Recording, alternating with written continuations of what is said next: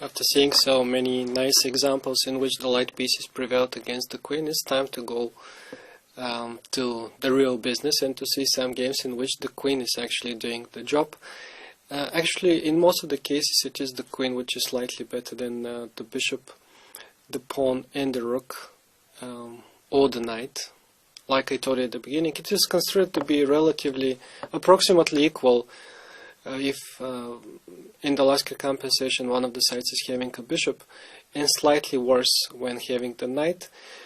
But in reality, in most of the cases, it is the queen which is somewhat better, especially if the board is open and there are chances for the queen to create attacks on either flank, like it was in the following example: Kramnik with the white pieces against Shirov from the tournament in Hugeven 1999.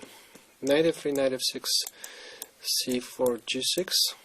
What have started as an English opening turned out to be a Greenfield defense after that. Knight takes c3, b takes c3.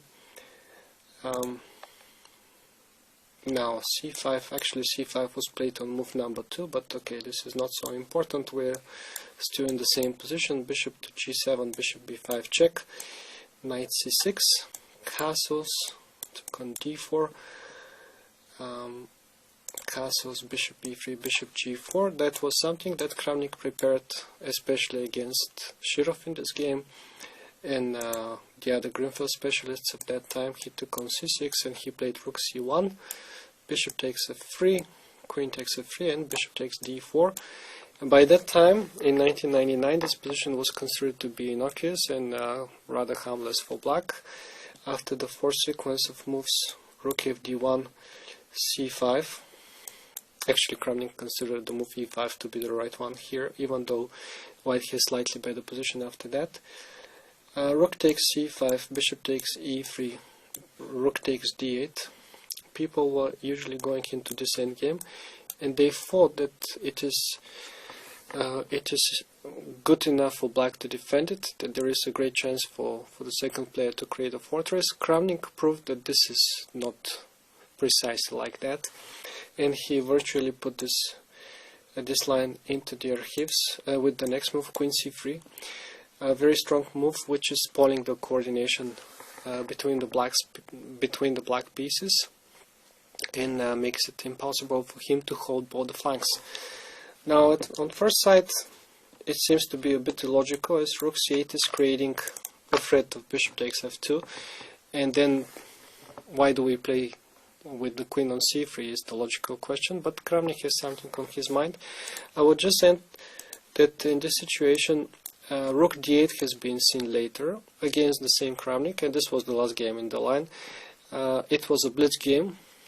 Gary Kimovich Kasparov tried it against Kramnik, but without much success.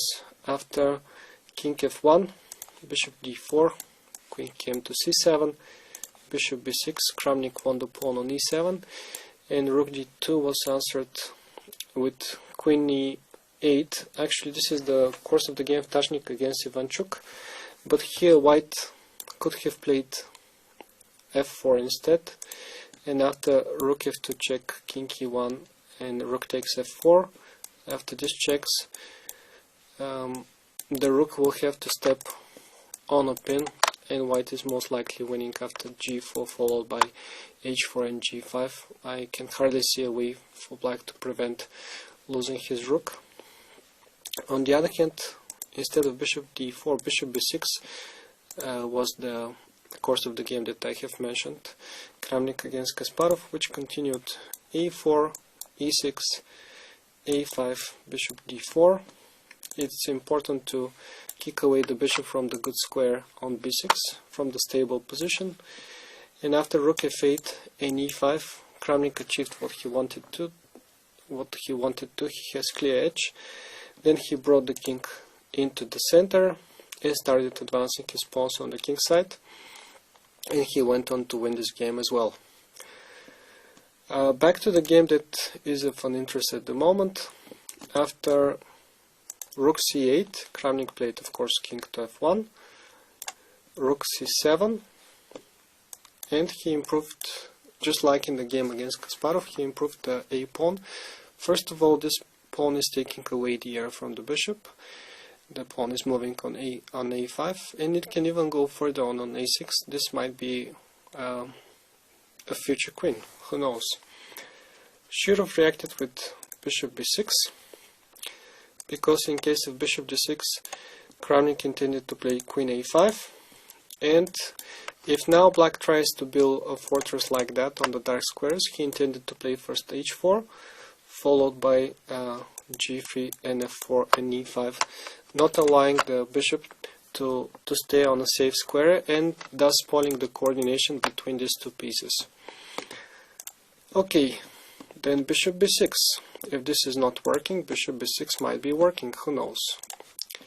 Well, then the problem is that after queen to e5, which is again very strong, the threat is a5, and once again the bishop will have to leave this stable outpost on, relatively stable, not yet stable, outpost on b6.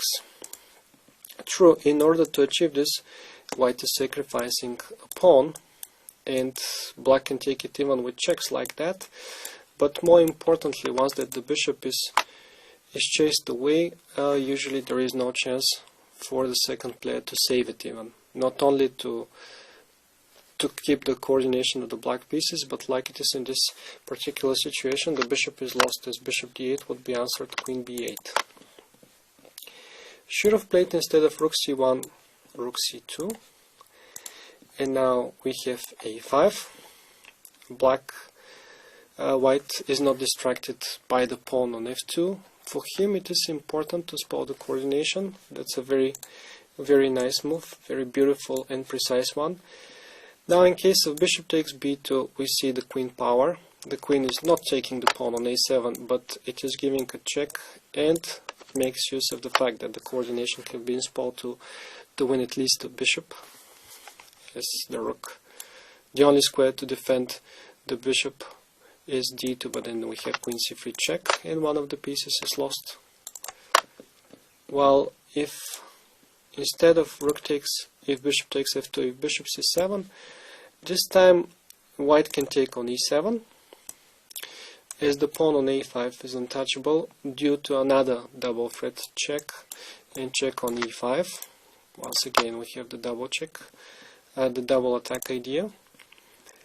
And also if here the rook takes on f2, then another problem there will be after king e1, bishop e3 would be answered queen takes e7, and on rook takes g2, suddenly white is creating very powerful attack on the king's flank thanks to one of his last remaining pawns, the one on e6. e6 will follow, the king will be discovered, and once that the king is discovered, you know what happens. Plenty of checks, which will end in a double attack, and white is going to win either the rook or the bishop, or maybe both of them. Finally, in this line, if instead of taking on e3, black takes on g2, then the problem is ab6, queen takes e7, and again this pawn is untouchable because of the double attack. While if he cannot take this pawn, there is no fortress for sure in that particular situation. Okay, this all didn't happen in the game. On move number 23, black played bishop c5 instead, to which the pawn is moving now on f4, and white is preparing strong attack on the king side. e6 was met with g4, and once again white is playing on two flanks. First of all, he played on the queen side, advancing the pawn and making the bishop on c5 a vulnerable piece. Thus he prevented this rook from being too active and taking pawns along the second rank, as it had always to defend the bishop.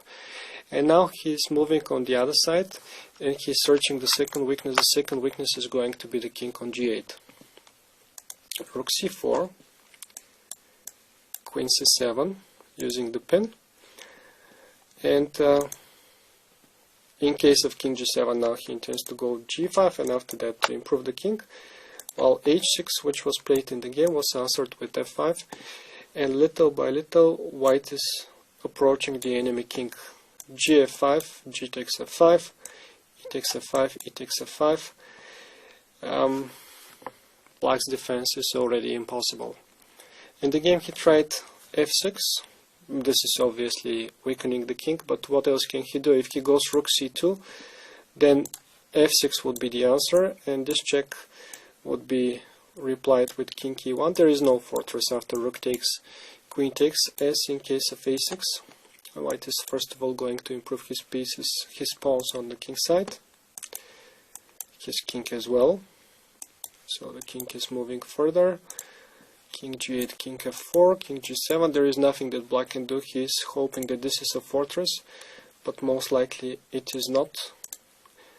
Queen d4 check, king to g8, h5, king to h7, king is moving on f5, king g8, queen d5, and once that our pawns have reached the 5th rank and they have been activated to the maximum, we're using another typical idea in situations like that to break the fortress. This is the sacrifice of the queen. Queen takes c6, and this is a won position for white. One endgame. You can check it for yourselves if you like. On move number 29, if instead of rook c2 black plays king g7, then the problem is queen e5 check, king g8, f6, and the pawn is creating mating threats. While if the bishop is defending the king from this side, then there will be check on g3 and queen b8, once again restoring the attack on the queen side, not only on the king's one. Playing for 2 flanks and playing for double attacks always is the correct thing for white to do. Finally, what happened in the game was f6, and after f6 queen g3 check was played, king f8, queen is coming on the weakened g6 square at once, bishop d4, one pawn goes down, king e7, queen f4, probably not the only winning move. H4 is also good enough to win, and the pawn that has been won, the h1, is deciding the issue. It's a decisive factor in the game. King d6, h5, rook a1 check, king e2, bishop e5, queen b4 check, king is going on d5, queen b7 check, king c4, h6, rook a2 check, king f3, and Shirov resigned here. There is no way for him to stop the pawn. It is approaching h7, then the queen goes to g8 or g7, and that would be the end of it. So whenever you are having a good queen, in order to avoid fortresses, you need to play on both flanks. You need to play for 2 weaknesses. First of all, you need to break the comfortable setup of the opponent's pieces. It doesn't matter if he has a bishop or a knight. You want to take away the square from where it is defending everything.